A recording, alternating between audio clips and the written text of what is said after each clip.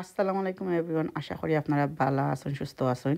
আমার ফুয়ায় আমার জামাই কইছে খুব বেশি মজা হয়েছে প্রণর তরকারি আর লাগে না শাক এটা যে ডিপর শাক অনেস্টলি এই তরকারি যতবার বানাই আমি খুব বেশি মজা হয়। প্রণটারে কিন্তু বেশি সময় বাঁচতে পারতো না, মানে বেশি সময় কুক করেন যেন না, নাহলে রবার লাহান শক্ত হয়ে যাব। খাইয়া দেখি বিসমিল্লাহ।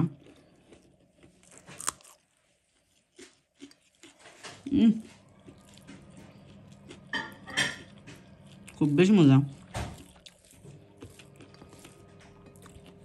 ওয়াও,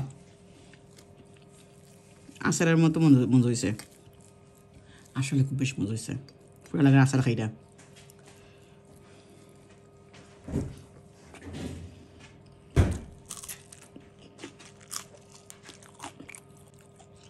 এত মজা,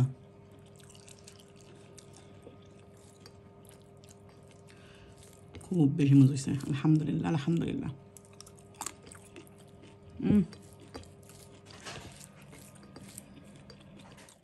আপনারা রেসিপিটা ট্রাই করার জন্য আর আমার জানার জন্য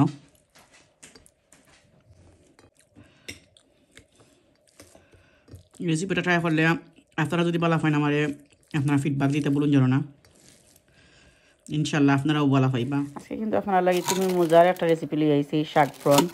আপনারা হয়তো ভিডিও প্রথম দিকে দেখছেন এই শাকটা খাইছি, আর তো মজার একটা রেসিপি হয়েছে। ইনশাল্লাহ আপনারাও ভালো পাইবা রেসিপিটা। আপনারা যদি নয়া হই না আমার চ্যানেলের মাঝে, তে সাবস্ক্রাইব করতে ভুলবা না, আর লাইক শেয়ার আর কমেন্ট করবা। এই রেসিপি লাগিয়ে আমি আস্তা যে ফ্রোজেন স্পিনিচর পাতা থাকে ওটা লইছি, আর কিন ফ্রন লইছি 1 প্যাকেট, আর শাগর লাগিয়ে আমি লইছি একটা অনিয়ন, আর একটা অনিয়নের লাগে 2টা আস্তা গার্লিক দিছি। গার্লিক কিন্তু আপনার 12টা থেকে 14টা গার্লিকর ক্লোভ হইতে হইব, একবারে পাতলা করে ফরিলেন যেন। আর ফ্রনের লাগে আমি দিছি 1.5 অনিয়ন, মিডিয়াম অনিয়ন দিছি, 1.5টা মিডিয়াম অনিয়ন পাতলা করে ফলিয়া দিছি। ফোড়নের মাঝে কিন্তু আমি বেশি রসুন দিছি না, কারণ আমি শাগর মাঝে অনেক প্রচুর রসুন দিছি দেখিয়া, আর আমি ফোড়নের মাঝে কোনো রসুন দিছি না। শাগর রসুন ও প্রথম দিছিলাম তেলের মাঝে, ওগুলো লোকের শাক রানরাম, আর এক সাইডে দিয়ে রানরাম ফ্রন আলাদা, আর বাদে আমি শাক আর ফ্রনের একখানা করবো। তেল আপনার যার জ্বালান বালা লাগে, আমি দুই টেবিল স্পুন, আসলে বাটির চামচে 2 চামচ দিছি তেল দিছি শাগর মাঝে, আর 2 চামচ দিছি ফ্রনের মাঝে। এখন আমি শাকগুলারে সিফরাম বালাটিকে 2 আঁত দিয়ে খুব বালা করে সিফিয়া সব পানি ফেলাইতে হইবে, একবারে ড্রাই করে লিতে হবে শাকরে। শাক যে সময় কিনরে আপনারা ফ্রোজেন শাক খেয়াল করে দেখুন যেন আপনারা মাসটা কিনতা না, আস্তে আস্তে শাক যেটা ওটা কিনতা। আর প্রনগুলাও আপনারা ছোটো প্রন দিতে পারবা, মাঝারের ধরনের প্রন দিতে পারবা, যে কোনো ধরনের প্রন আপনারা দিতে পারবা। বাট আমি কিন্তু কিন প্রনটা পালাফাই করি আমি আনছি, আর চুলানিও লাগে না, অলরেডি চুলাই থাকে, এর লাগি আমি প্রনগুলা পালাফাই। আর এই যে সময় আপনার রসুন আর পেঁয়াজ একটু ব্রাউন হইব, বেশি ব্রাউন হইতো না কিন্তু, মিডিয়াম ব্রাউন হইব, ওর সময় আপনি শাক দিলাইবা। নন স্টিকি পান হইতে হইব, যেন আপনি শাকটারে খুব জোর জোরা করে বিরান করতা। আর এটা হলো আমার প্রনর পেঁয়াজ। আমি এখন শাক নিচে কি কুনাত, আর প্রনরও টান নিয়েছি সাইডে দিই, আমার সাইডে দিই। 2 টিস্পুন দিছি ধনিয়া গুঁড়া, 2 টিস্পুন দিছি আমি কারি পাউডার, 2 টিস্পুন দিছি চিলি পাউডার, 1/2 টিস্পুন দিছি হলদি পাউডার প্রনর মাঝে, টার্মারিক। আর পাপরিকা দিছি একটু লাল হইবার লাগি, কারিগুলার কালার কিন্তু সুন্দর হয় পাপরিকা দিলে। পাপরিকার গেছে মাঝে কোনো ধরনের মানে জাল থাকে না, স্পাইস থাকে না। একটু পানি দিছি, দিয়া আমি মশলাটারে বুনরাম 1 মিনিট।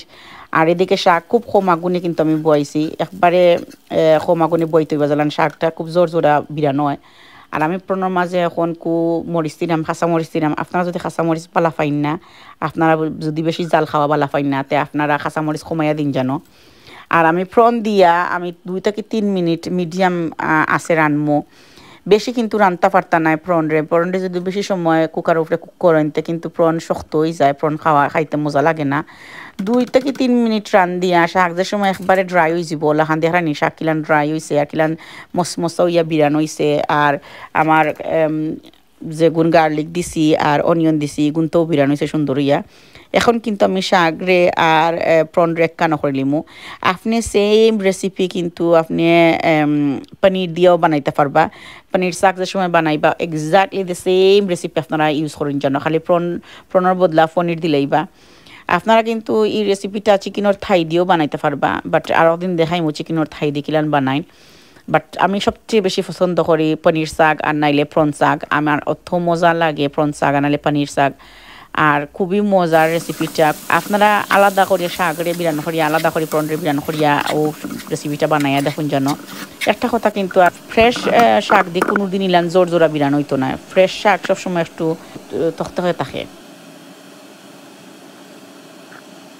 এদিকে আবার আপনারা আমি আমার গার্ডেনের ফ্লাওয়ার গুনতাও দেখাইলাম ঠান্ডা ইয়র আমরা সব ফ্লাওয়ার মরি যাব আর আমার খুবই ভালো লাগছে এত সুন্দর ইয়া ফ্লাওয়ার ফুটছে আমার গার্ডেনও অত সুন্দর ফুল আইছে আর এইটা কতদিন আসলে দেখতে পারবা বাদে তো ঠান্ডায় সব গাছ মারিলার আর মরি যাইব সব ফ্লাওয়ার গুনতা মনে মনে চিন্তা করলাম আগে আগে মরবার আগে আপনারা দেখাইলাই আমার ফুলের গাছটা খুব বেশি নাই অনেকগুলা টপ থাকে নর্মালি এবার আমি একবারে কম লাগাইছি বেশি লাগাইছি না সময়ও পাইছি না আর আপনারা কইতানি কম জিলকার যন্ত্রণায় হালার গড়ের বাইনতে সব ফুল টুল পাতা টাতা আমার খাইলায় কিছু করার নাই রেসিপিটা যদি আপনারা ভালো লাগে আপনারা আমার জানাইন জানো আর আপনারা যদি রেসিপিটা বানাইন তে আমি জানি ইনশাল্লাহ আপনারা খুব বেশি পছন্দ করবা খুব বেশি ভালো পাইবা সেলাখান আমার ফ্যামিলি ভালো পাইছেন আপনারা সুস্থতা হোক ভালো থাকুক আসসালামু আলাইকুম